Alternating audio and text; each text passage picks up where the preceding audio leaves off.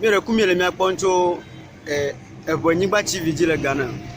Mire kuku mi va mi asen me kukuro chokure bolu yo poni chore kare kavai Togo po bolu amefere bantoa odu miaji agefa evelia ogadu miaji akere kai Yehova mi onto mi agbore susu kale mi asi chokure bolu maunchi. Tutu banto ami kwawe opole Senegal ni baji voa nyagbon be Senegal be ha amoko le me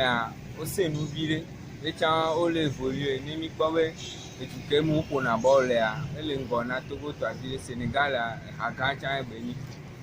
ye le no mi kwawe nya to ya oduwaji 2-0 kwa o wafu nya le konya o wafu ball ya no le kwa e chan ba America la duji America o la do ni ke le on poponu abele mi po ball ma 1 September 1 September va yemi jebola gome quarter 2020 Cup World Cup eje gome kemi po benare Togo be bolu yo poni choma ne chone ne mare ya chena te va do amere jikaka ya chena nkona va di la fiade déjà mi po premier match tutu banto o du nyaji e fe kwa cha mi va po le nyagbo le kege o gba du nyaji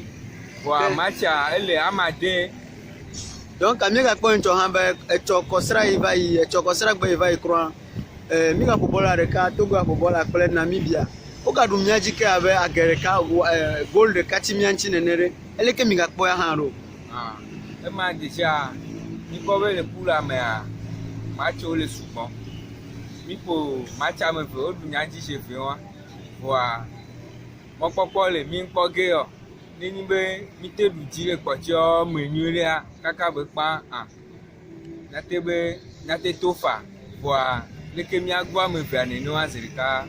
nyo yo bon e vi la re bolu yo po va e 1 September pre yoga po e choi va ire vo tutu le me abe o be match pour amere alo bol pour ame vo tutu le me il y a une différence vo tutu le me tutu panto o wafu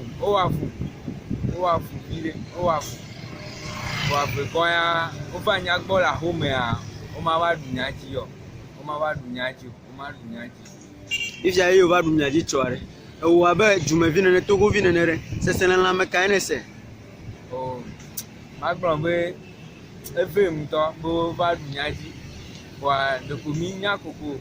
Togo mi nya koko